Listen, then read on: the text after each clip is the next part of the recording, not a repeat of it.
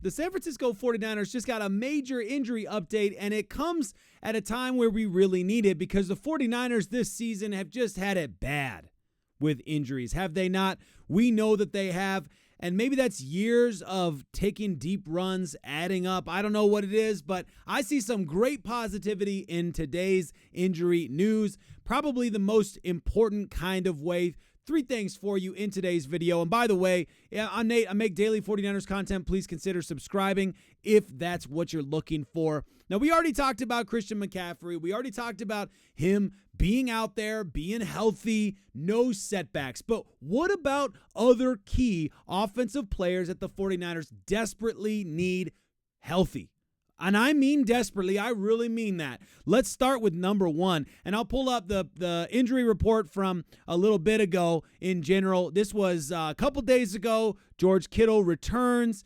Bosa still hadn't practiced at that point. Christian McCaffrey was participating. No setback. That was fantastic. We actually did a video, talked about that one specifically. But you know the name that's not on this list right here? You look for it. You're not going to see it. His name is Deebo Samuel. Guys, before we get into like the real nitty-gritty of the injury updates that are just coming out, we have to stop and celebrate for a moment that Deebo Samuel's name is not listed on that injury list. It's been a while, hasn't it? It feels like a very long time. Maybe only like 2 games this season. It feels like only 2 games this season that Deebo Samuel was actually 100% healthy throughout the entire week. He's been carrying stuff all season long. And I know NFL players always carry stuff. I understand that that's a reality of the sport. That's why we call them gladiators. But you need Deebo Samuel healthy. Really. If you go all the way back to preseason, before Brandon Aiyuk signed a deal, Deebo was Brock Purdy's guy. He just was. And there was a connection between them two, a rhythm with those two that seemed incredibly important. With Christian McCaffrey healthy, that makes some of the backfield stuff that Deebo does even more valuable, even a little more trickery, because you just don't really know what the 49ers are going to do. And so you can set guys in motion and really see a lot about the defensive front before you actually snap the ball or the defensive setup scheme. You know what I mean?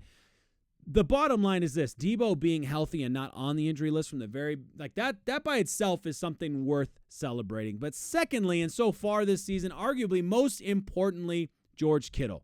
The 49ers need George Kittle healthy in a bad way. George Kittle has been so massively important to this football team in the red zone especially. It's kind of like the only guy in the red zone right now that seems to be, not, I was going to say worth their salt, but not really worth their salt. Just like the only guy that seems to be finding a connection in the scheming and the planning and everything they're doing seems to be George Kittle, who's getting his shots right now. And yes, we hope that Christian McCaffrey adds to that, but let's just get to how this all fared out. So a couple days ago, George Kittle returns. That was exciting, but limited for sure. Then yesterday, George Kittle back in participating again. I'm going to have to double check the injury report there.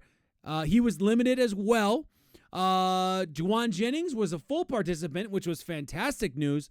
And Bosa was also limited. These are guys that you're just keeping a close eye on. But the bottom line is George Kittle's out there. When he's out there, even if he's limited multiple practices, he almost always plays. So and if you go all the way back to the beginning of the week, Kyle Shanahan didn't seem to be worried about George Kittle's health at all at the beginning of the week. So we'll have to wait and see, of course, how it all plays out. He's still technically questionable or whatever, but it seems to me that George Kittle is more than likely playing. Anytime he's close to being available, he's going to play. So I expect George Kittle to play. I expect us to hear about it today probably.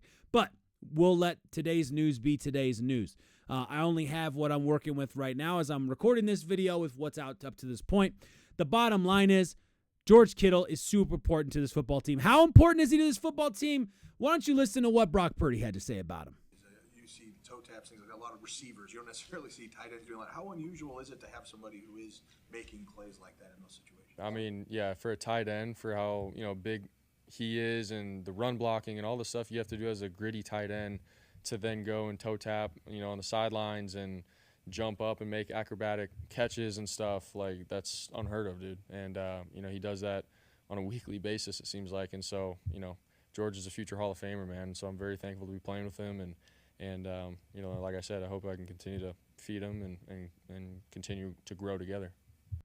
Can you argue with him? Future Hall of Famer? Of course he's going to be a future Hall of Famer. My goodness, let's just get the guy a ring so we can call it done and dusted, and we can be confident in in that next piece, right? Let's just do that for George because he's done everything. He's a warrior the way he plays. I don't have to tell you that. This dude loves a game against the Seattle Seahawks, by the way, which is really great timing because that's who we're playing tomorrow, and they hate him over there. I don't know if you remember this. I think I talked about it about a month ago for those of you that listen on a regular basis. George Kittle is the guy that 95.7 The Game was doing an interview with some radio guys from up there, and they were talking about like who's the guy that you hate the absolute most. It's like every time he does that first down thing, that's the thing. Like I can't stand him. This is the guy they fear. This is the guy right here that they just cannot handle having to play against him. He's the guy they worry about, and I think that's pretty fascinating. I love it. And you know what? Purdy loves Kittle too. Kittle loves Purdy. This is a little bit of a love fest, and I mean that in a good way. George Kittle in 76 games without Brock Purdy. 76 games without Brock Purdy, 24 touchdowns total. George Kittle in 30 games, less than half of that, with Brock Purdy, 20 touchdowns. So, yeah, I'd say there's a little bit of a reciprocal relationship here. Brock Purdy loves his target. His target loves getting targeted. You get what I'm saying? Now, of course, there's still question marks around guys like Nick Bosa. And what is going to happen? What is going to happen if Nick Bosa is not healthy going up against this beaten down, although I think they're getting some guys back, beaten down offensive line from the Seattle Seahawks? Well, the 49ers have some positive news on that front as well. If Nick Bosa is not ready, YGM's back. So Yetur Gross-Matos is returning to the lineup this weekend most likely.